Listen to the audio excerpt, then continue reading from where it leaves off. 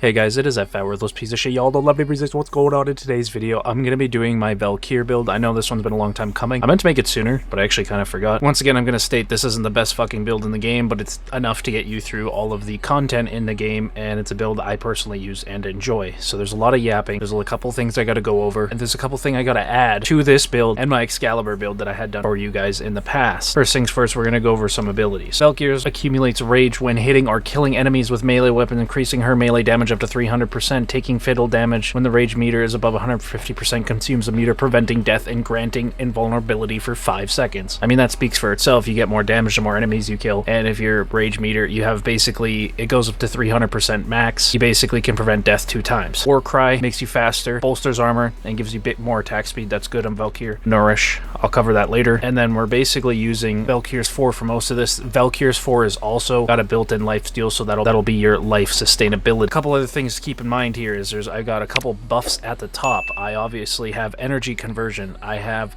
Molt augmented max stacks right now, and I have power drain. This is a new thing I added to give you more power strength, to make you a little bit better. So now I'm going to show you a little bit of damage in a controlled environment. Then I'm going to go over the build. Then I'm going to show you Archon shards. Then I'm going to, as well as the infused ability, and then I'm going to go over all the things you got to keep in mind. This is probably one of my less brainless builds. This is one you actually got to keep an eye on, not by a lot, but a little bit. It's a little bit annoying. It's probably one of my least used ones because, you know, I actually have to use my brain, and I don't like that. So we're going to start by initiating Hysteria, Warcry, press Nourish. We want that to be 240% at the top, as you can see. You can see the damage doesn't start out that. Once you get your combo count up, though, you'll turn her into the red crit kitty. 2 mil. There's a red crit. There's 2 red crits. Here's another one. Another red crit of 5 mil. This pretty juicy build. Sustainability. Make sure you're keeping this up while you're all at it. This build requires a little bit more effort than my usual builds. You'll pretty much start red critting as soon as you hit 8 times, and pretty much every hit after that will be a red crit all the time. This build is really hard to pull off in like a normal environment, not because it's like hard to proc, it's just hard to get everything you need stacks wise to continue going. That's kind of what you're looking for there. That's how you make her. That's what you're doing. Obviously, her melee damage here was at 300%. To keep that up, all you got to do, as you can see on the right side here, is kill enemies. That's all you have. First thing being, once again, if you guys see any ways I can improve the build, let me know. I'm down and open for suggestions. Steel Charge as my aura slot, Power Drift as, you know, for more ability strength and a chance to resist knockdown. Narrow-minded ability duration, energy conversion, so that whenever, you know, that swirly thing's going on around me, whenever I proc that ability, I get 50% more ability strength on my next cast. Prime flow for more energy, that's vital to this build. Umbral Vitality and Umbral Intensify, I have both these on to get a little bit of a boost. Eternal War for Warcry, while active, Warcry's duration is increased by 2 seconds per melee kill.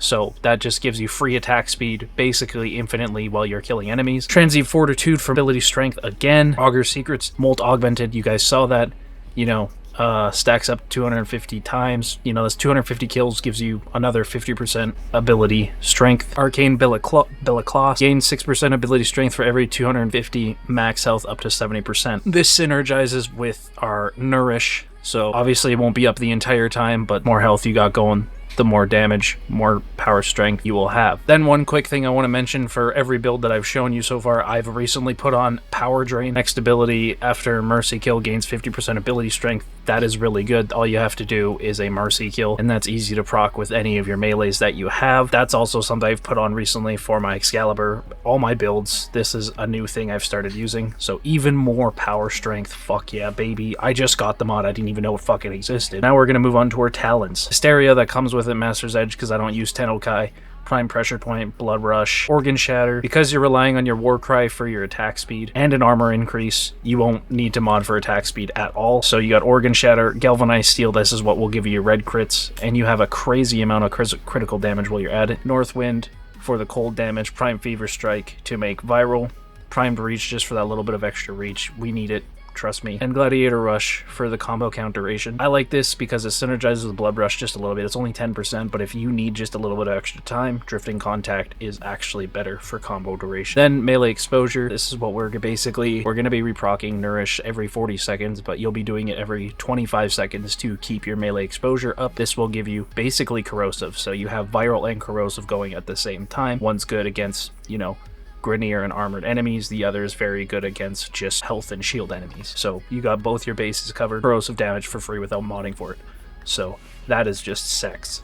When it comes to your Helminth infusion, we will be using Nourish. You get a little more damage. The duration is 40 seconds on this build. Your radius, we're not worried about that. It gives you a little bit more health. It gives you more energy as you pick up. This will also be your energy, basically like your yellow shard. You get explosion damage of viral, explosion radius, and then a damage increase of just viral. This just stacks on top of the viral you're already doing, just making you overall better. So I don't see why you wouldn't put this on. It also synergizes with your Arcane Bellicloss, I don't know how to say it, but that one. Then for your Archon shards, we're doing all purple Tau Forge shards again.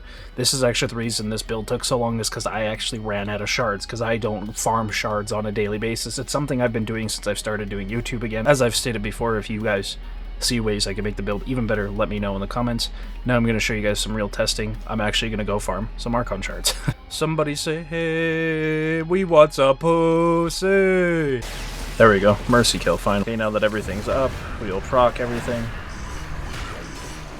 240%. Your Valkyrie build is meant to delete. You'll pretty much delete anything in sight. Oh, 3 milli, bro. Night damage. This isn't even like max build, right? I only have 75 stacks of enemies right now. Fucking everything. As you can see too, my war cry is up to 64 in duration. Every enemy I kill, it just stacks. Thank you guys for watching. I hope this build's really helpful for you guys to rip and tear, not only through enemies, but your homie's asshole. Valkyrie is actually a super solid frame now. She was before too. Honestly, I do miss her being invulnerable. Her rework is a W. I was actually going to make this video sooner, but then I heard she was getting a rework. And then, like I said before, this one's been on the back burner for a bit. I actually just forgot about it because I didn't have the shards, and then when I got the shards, I meant to make it, but then I had, you know, all that happen, like my situation about a week ago, so where I had to stop uploading for a little bit. But yeah, it's been that fat with those pieces of shit. You guys don't love my music. If you enjoyed, leave a like, and I'm out.